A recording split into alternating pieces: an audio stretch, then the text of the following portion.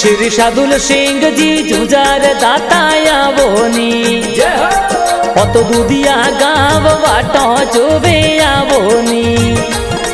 भोपो जी वासना जी थोर सेवन करावे जी है तो कोटवाल तल साराम जी सेवन करावे जी है तो श्री साधुल सिंह जी जुजार घोड़ला घुमावे जी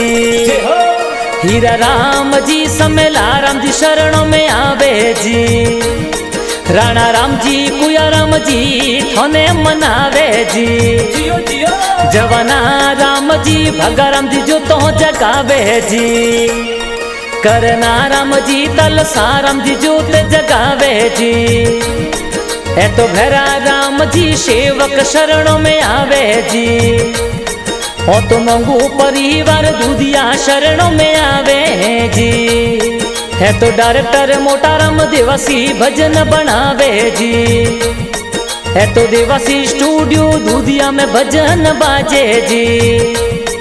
अरे होई घोड़ले सवार साधुल सिंह जी आविया